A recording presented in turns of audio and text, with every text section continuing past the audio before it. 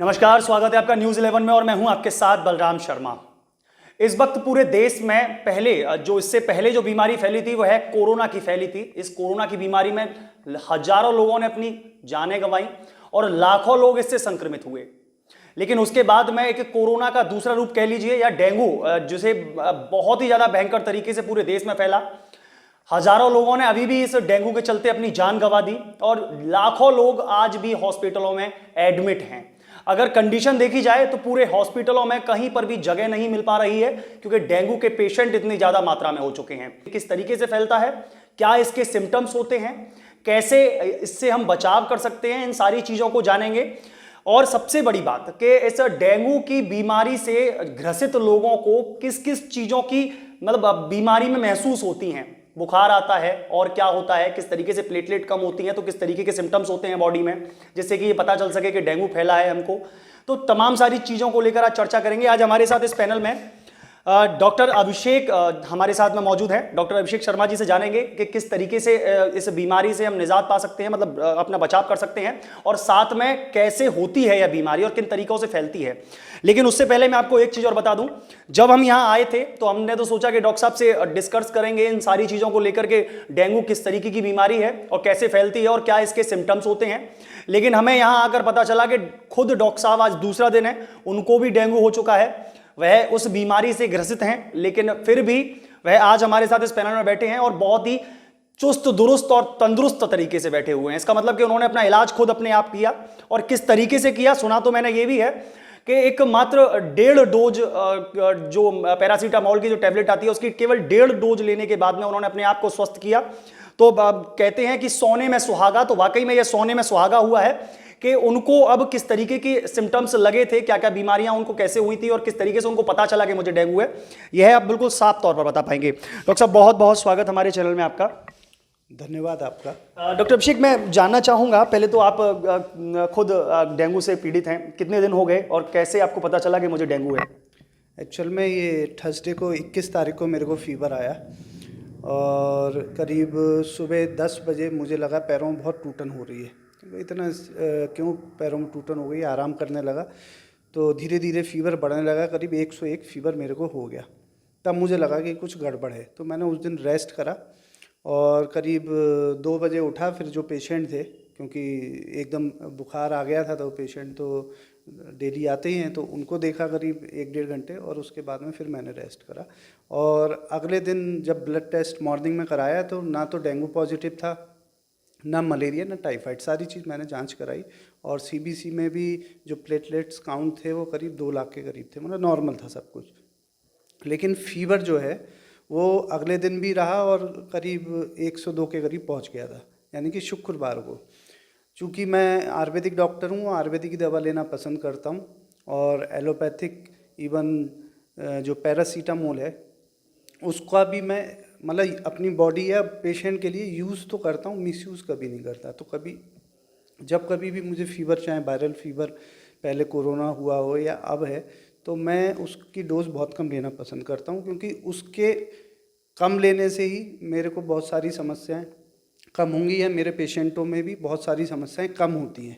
जबकि हम क्या देखते हैं कि जैसे ही बुखार आया तो पैरासीटामोल ले लेते हैं, फुल डोज ले लेते हैं और फिर धीरे धीरे ऐसा लगता है बुखार तो उतर गया, लेकिन उसके कॉम्प्लिकेशन बहुत सारे होते हैं। तो डॉक्टर साहब, मेरा क्वेश्चन यहीं से था, मैं तो खुद बात करने आया था कि किस तरीके से ये बीमारी फैलती है। तो ये डेंगू का जो मच्छर होता है, पहले तो ये कैसे उत्पन्न होता है, कैसे इसको कहते हैं कि पानी में, जहाँ पानी भरा होता है वहाँ ये पैदा होता है, साथ में गंदगी में पैदा होता है, तो किस तरीके से ये पैदा होता है? डेंगू का मच्छर जो है वो सब पानी में ही रहता है, वो अंडे देता है और फिर अगर स्वस्थ मच्छर भी कोई डेंगू से ग्रसित आदमी को काट लेता है तो वो भी पॉजिटिव हो जाता है, फिर दूसरे व्यक्ति को काट लेता है तो उसको भी वो भी पॉजिटिव हो जाता है, मतलब किसी भी व्यक्ति को काट ले। तो सबसे डेंगू में ये है कि बचाव के लिए आप मोजे पहन के रखें, फुल आस्तीन के कपड़े पहन के रखें, चूँकि मैं पिछले 10 दिन से ये प्रिकॉशन ले रहा था, उसके बावजूद भी क्योंकि बाहर निकलना है, आना जाना, कहीं ना कहीं अगर मच्छर ने काट लिया तो आप पॉजिटिव हो जाते हो। तो पहले तो बचाव भी करना है, लेकिन सबसे बड़ा बचाव है कि आप अगर पॉजिटिव हो जाते हो फिर हमें क्या करना है, क्योंकि जो जब 2 दिन हो गए उसके बाद भी फीवर नहीं उतर रहा था, तो फिर अगले दिन मैंने रात में फिर बुलाया पैथोलॉजी वाले को, फिर जांच कराई तो नेक्स्ट डे पता चला कि डेंगू पॉजिटिव है। और प्लेटलेट्स जो काउंट थे वो करीब 1,70,000 के करीब रह गए, थोड़े कम हुए थे, लेकिन सब 1.5 लाख तक नॉर्मल है।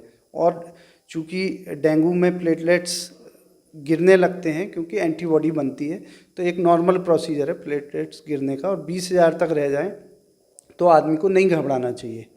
अगर कोई सिम्टम आए, ब्लीडिंग होने लगे तो बात अलग है, लेकिन धीरे धीरे ये गिरते हैं, उठते भी हैं। लेकिन मैंने खुद अनुभव किया कि अगर हम प्योर आयुर्वेद ट्रीटमेंट लें और आयुर्वेदिक तरीके से ही जिएँ, मतलब कि खाना भी वैसा ही खाएं और प्रिकॉशन रखें, तो प्लेटलेट्स काउंट गिरेंगे ही नहीं आपके, जो मैंने अपने ऊपर अनुभव किया। जी डॉक्टर साहब, अब की बार अगर पिछली बारों की बात करें, जिस तरीके से डेंगू तो हर साल आता है, हर साल लोगों को डेंगू से ग्रसित होना पड़ता है, लेकिन पिछली समय की बात करें और अब की बात करें तो बहुत तेजी के साथ में अब की बार प्लेटलेट्स गिर रही हैं, बहुत स्पीड के साथ में, मतलब जैसे ही डेंगू हुआ पॉजिटिव रिपोर्ट आई और बहुत तेजी के साथ प्लेटलेट नीचे जा रही है। तो ऐसा क्या कुछ विशेष है अब की बार इस डेंगू में? नहीं, सेम डेंगू तो सेम रहता है, लेकिन इस बार जो आदमी है वो कोरोना की वजह से अधिक घबराया हुआ है, और डेंगू को भी हमने वैसे ही कर दिया कि अरे एकदम प्लेटलेट्स डाउन हो जाएंगे, तुरंत चेक कराओ। एक मानसिक स्थिति पे हम बीमार हो जाते हैं, या फिर तो आसपास का माहौल है वो हमें बीमार कर देता है, या आपके डॉक्टर इतना घबरा देते हैं, आप स्वयं गूगल देख के, यूट्यूब देख के इतना घबरा जाते हैं। तो प्लेटलेट्स तो डाउन होते ही हैं, लेकिन आप गलत ट्रीटमेंट से प्लेटलेट ज़्यादा डाउन होते हैं, जो मेरा मानना है। मैंने कोरोना में भी ये बात कहा था, और वो अभी तक मेरी बात जो भी मैंने कही कोई कटी नहीं, और अब मैं इसमें भी ये कह रहा हूँ कि क्यों कम हो रहे हैं वो देखना चाहिए। कि जैसे ही हम को बुखार आता है तो सबसे पहले हम क्या करते हैं, बड़ी गलती की मेडिकल स्टोर पे जाते हैं और जाके दवा ले आते हैं, और मेडिकल स्टोर वाला क्या करता है, आपको एंटीबायोटिक और पेन किलर या ब्लड ये बुखार उतारने के लिए पैरासीटामोल दे देता है। यही सबसे बड़ी गलती है, क्योंकि एंटीबायोटिक कोई इलाज, चाहे कोई, आजकल मैं देखता हूँ डॉक्टर भी एंटीबायोटिक देते हैं, परिजन खुद ले लेते हैं एंटीबायोटिक, मेडिकल स्टोर वाला कोई भी एंटीबायोटिक उस अपने आप में एक बहुत बड़ी मेडिसिन मानते हैं, वही आपके बीमार होने का सबसे बड़ा कारण है। मैं पहले भी कहता आया हूँ, अभी भी कह रहा हूँ, क्योंकि एंटीबायोटिक का मतलब ये है कि बैक्टीरिया को मारने के लिए, और जो चिकनगुनिया या कोरोना दोनों वायरल डिजीज़ हैं, तो वायरस के लिए मॉडर्न में कोई दवा है ही नहीं।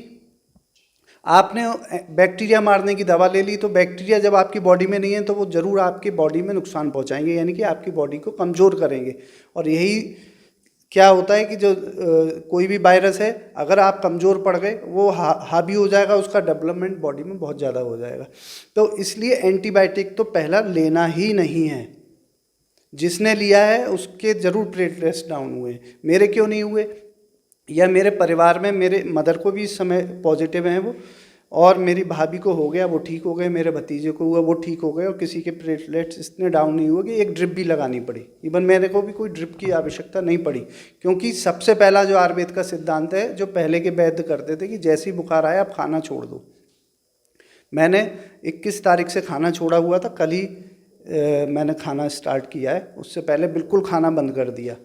क्योंकि जैसे ही आप खाना लेते हो, आप सोचते हो कि ताकत आएगी शरीर में, ताकत नहीं बल्कि कमजोरी पैदा कर देते, क्योंकि शरीर में डाइजेशन में जो पावर है वो आपके खाने में डाइजेशन में लग गई। जबकि हमें चाहिए था कि वायरस से लड़ने के लिए एक एनर्जी चाहिए थी, बॉडी में एक हीट चाहिए थी। जो बुखार आ रहा है वो आपके लिए पॉजिटिव है, वो हीट चाहिए थी, लेकिन वो आपने जो बाइल है डाइजेशन में लग गया, वो हीट आपकी बॉडी की कम हो जाती है। उसकी वजह से क्या होता है कि विषाणु जो वायरस हैं वो लोड बढ़ने लगता है। तो सबसे पहली बात, आप खाना छोड़ दो। उसकी जगह शाम को, जैसे मैं अपना बताऊं मैंने क्या लिया, सुबह सेब लिया, थोड़ा सा इसमें चाट मसाला डाल के सेब ले लिया, दोपहर में नारियल का पानी ले लिया, पानी बार बार लगातार पिया। हर्बल जो ड्रग होती हैं हमारी, वो काढ़ा मैंने लिया। रात में सूप लिया, ठीक है। थोड़ा सा शहद गुनगुने पानी में डाल के ले लिया। तो खाने पे विशेष ध्यान दिया कि खाना आप 100% छोड़ दो, आपकी बॉडी में कोई कमजोरी नहीं आएगी, ये मेरी जिम्मेदारी है। दूसरा, मैंने कोई भी पैरासीटामोल ली जब मेरे को पेशेंट देखने थे, आधी गोली ली। हम लोग क्या करते हैं, एक एक गोली 3 बार ले लेते हैं कि पैरासीटामोल ले लो। हमारी जब भी बॉडी में बुखार आता है वो इसीलिए आता है कि बॉडी में कोई इन्फेक्शन है तो बॉडी का टेम्परेचर बढ़ जाए और हमारे जो इम्यूनिटी सेल हैं, सी सेल, टी सेल, उनको स्टिमुलेशन के लिए, मतलब उनका फ्यूल जो है वो हीट है। अगर हम हीट को रखेंगे अपनी बॉडी में, मुझे फीवर आ रहा था जब पेशेंट नहीं देखे 102, मुझे 104 तक बुखार हुआ तीसरे दिन, लेकिन मैंने कोई दवा नहीं ली, मैं आने दो, आ रहा है तो कोई बात नहीं। अगर आपको ज़्यादा दिक्कत है कोल्ड स्पंजिंग कर लो, मैंने वो भी नहीं की। खैर मैंने कहा अपने आप ही जो होगा बॉडी अपने आप ही देखेगी।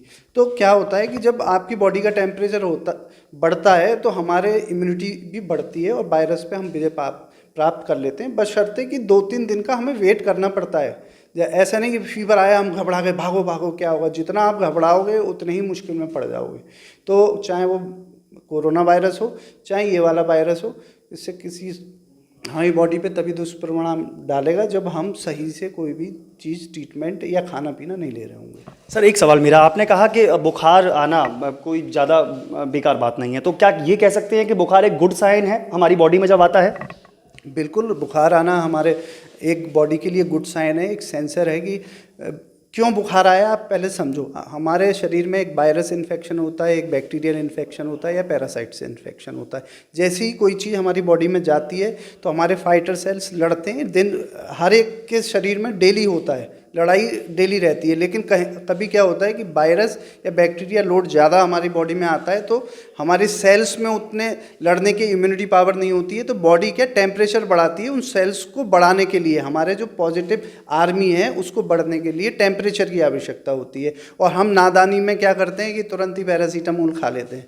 उससे क्या होता है, टेम्परेचर बढ़ता ही नहीं है, तो हमारे जो इम्यूनिटी सेल हैं वो बढ़ेंगे कहाँ से। इसलिए टेम्परेचर मेरे हिसाब से बहुत अच्छा साइन है। आने दो, टेम्परेचर आ रहा है। अगर आपको लग रहा है 102 से ऊपर आपकी बॉडी नहीं झेल पा रही है तो आप पानी से लेके कपड़े को भिगो के आप उससे कर लो, जैसे पहले करते थे। तो पहले के वैद्य साइंटिफिक प्रूफ थे, वो जो भी करते थे बिल्कुल साइंटिफिक तौर पे करते थे। अब जो ट्रीटमेंट चल रहा है मेरे दिमाग से वो परे है और उसका कोई साइंटिफिक कारण नहीं है। एक दूसरे को देख के बस एंटीबायोटिक दे देते हैं, जितने बड़े डॉक्टर के पास जाते हैं उतनी बड़ी एंटीबायोटिक। उनसे मैं पूछना चाहता हूँ वो काय का इलाज कर रहे हैं, क्योंकि बैक्टीरियल इन्फेक्शन तो है ही नहीं आपके शरीर में।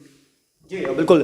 तो कुल मिलाकर के यह डॉक्टर साहब ने ये कहा कि इंग्लिश दवाई से परहेज करें और खुद के वैद्य खुद ही बने। डॉक्टर साहब एक सवाल और मेरा, दर्शक भी बैठे हुए हैं, दर्शकों को भी ये जिज्ञासा होगी कि क्या हम घर में कुछ ऐसी चीज़ें कर सकते हैं, जैसे कोई पहले आपने जैसे कोरोना काल में बताया था कि दूध में हल्दी डालकर लीजिए तो उससे आपकी इम्यूनिटी बढ़ेगी, तो क्या ऐसे कोई घर के घरेलू वैद्य बन सकते हैं? देखिए, 2 चीज़ें, घर के वैद्य तो बने केवल खाने के मामले में, दवाई के मामले में घर के वैद्य ना बने। आयुर्वेदिक दवा, उसमें मैंने प्योर आयुर्वेदिक दवाएं ली हैं, बहुत सी दवा, जैसे त्रिभुवन कीर्ति रस है, लक्ष्मी विलास रस है, ग्लोए घनबटी है, तो ऐसी चीज़ें ली हैं। वो आप अपने आयुर्वेदिक डॉक्टर से कंसल्ट करके आपकी बॉडी के हिसाब से डोज वही निर्धारित करेगा कि कितना आपको देना है। आप खाने के लिए डॉक्टर बने, बिल्कुल सादा तरीके से रहें, बिल्कुल एनर्जी लॉस ना हो, ऐसे काम करें, मतलब रेस्ट करें। इसमें रात में दूध बिल्कुल हल्दी डाल के मैंने लिया है, गुनगुना दूध हल्दी डाल के लिया है। दोपहर में मैंने आपको बताया कि मैंने नारियल का पानी लिया है, अनार लिया है।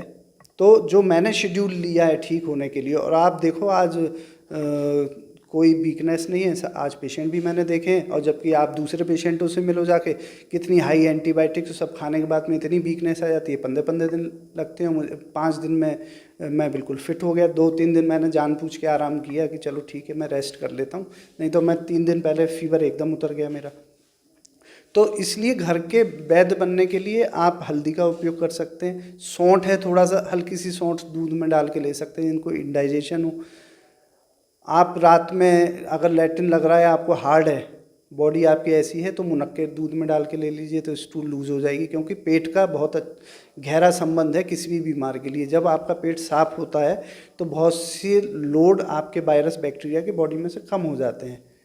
तो इसलिए आप अपने घर में बहुत सारी चीज़ें हैं जिसको ले सकते हैं, लेकिन आपकी प्रकृति के अनुसार ही चीज़ें होती हैं। कोई आपकी प्रकृति गर्म स्वभाव की है तो गर्म चीज़ें लेंगे तो आपको नुकसान करेंगी, आपकी ठंडी स्वभाव की प्रकृति है तो डॉक्टर पहचानेगा, फिर आपको उसी हिसाब से प्रकृति के हिसाब घर की चीज़ें भी बता सकते ले। नहीं तो नारियल के पत्ते, आप नारियल नहीं ले पा रहे हैं तो आप पपीते के पत्ते को थोड़ा सा ले लें, 1 चम्मच। आजकल एक्चुअल में डोज भी नहीं पता होता, डॉक्टर से पूछते भी नहीं है, थोड़ा सा देख लिया और पता चला 6 पत्ते उबाले तो पेट लूज मोशन हो जाएंगे। तो थोड़ा सा आप जो पपीते का पत्ता है उसको बॉईल करके ले लें, गिलोय ले लें, सुदर्शन घर में होता है सुदर्शन, वो ले लें। बहुत सारी चीज़ें आपके आसपास हैं, तुलसा जी आपके आसपास है, एलोवेरा आपके आसपास है, इन सबको आप ले सकते हैं थोड़ी थोड़ी मात्रा में। और मुझे नहीं लगता कि आपको हॉस्पिटल में एडमिट रहने की ज़रूरत पड़ेगी। इसमें बस ये ध्यान रखना है कि जो पानी का इंटेक है ना वो ज़्यादा से ज़्यादा हो, पानी लगातार, डिहाइड्रेशन बॉडी में नहीं होना चाहिए और खाना रोक देना चाहिए। और पैरासीटामोल बहुत आवश्यकता हो तो आधी गोली लेनी चाहिए मेरे हिसाब से। एंटीबायोटिक बिल्कुल भी नहीं लेनी चाहिए। ये 4 चीज़ों का आप ध्यान रखोगे तो हर एक पेशेंट अपने घर में ही ठीक हो जाएगा, उसको कहीं एडमिट होने की ज़रूरत नहीं है। जबकि मेरे को जब 104 फीवर था तो मेरे जो मित्र थे बोले तुरंत हॉस्पिटल में एडमिट हो, तुम ये करो और वो करो और प्लेटलेट डाउन हो जाएंगे, ये ऐसे कर लो वैसा कर लो। मैंने कोई आवश्यकता नहीं है, क्योंकि तीसरा दिन जो होता है ना बुखार के लिए वो हमेशा टेम्परेचर को बढ़ा के लाता है। एक ब्रिज होता है कि टेम्परेचर पहले दिन 99 हुआ, 100 हुआ, 102, 104, आपकी एक बॉडी का एक पीक पॉइंट आता है, फिर उसके बाद धीरे जाएगा। तो जैसे ही पीक पॉइंट आ जाता है लगभग हम लोग अपना सारा जो है भरोसा खो देते हैं कि अब चलो, अब तो 103 हो गया, अब तो हॉस्पिटल चलो। जबकि वो अगले दिन क्या होना था, 103 से 102, 101, 99 ऐसे आना था। तो भरोसा रखिए आप अपने आप पे और आयुर्वेदिक पैथी पे भरोसा रखिए। सब कुछ भरोसे का ही खेल है। पहले भी आपने देखा कोरोना में जिसने भरोसा रखा वो तो जीत गया, और जिसने भरोसा नहीं लगा और वो इधर उधर एडमिट हो गया कि मुझे ये भी चाहिए वो भी इंजेक्शन चाहिए, तो बहुत मुश्किल पड़ गई। तो सब कुछ भरोसे का है। आप अपने पैथी पे भरोसा, अपने आप पे भरोसा, अपने भारतवर्ष पे भरोसा रखिए और मुझे लगता है 4 से 5 दिन में बिल्कुल कम्प्लीटली ठीक हो जाएंगे। क्योंकि मैं तो खुद भुक्तभोगी हूँ। डॉक्टर तो बोलते हैं कि ऐसा करो वैसा करो, मैं तो डॉक्टर के साथ में पेशेंट भी हूँ। मैं तो डबल बात, इसलिए डबल कॉन्फिडेंस से बोल रहा हूँ आपसे। तो तमाम सारी जानकारियां आज डॉक्टर अभिषेक शर्मा जी ने दी और तमाम सारी चीज़ों को आप लोगों तक पहुंचाया भी, क्योंकि घर बैठे ही हम अपने वैद्य कैसे बन सकते हैं, लेकिन सहूलियत के साथ। क्योंकि देखिए, हम अगर सोचे कि हम ही डॉक्टर बन जाएं तो फिर आयुर्वेदिक डॉक्टरों की क्या आवश्यकता है, अगर घर के वैद्य हम खुद बनने लग जाएं। लेकिन फिर भी कुछ उपाय ऐसे हैं जिनसे कि आप अपने घर में ही अपना थोड़ा बहुत इलाज कर सकते हैं।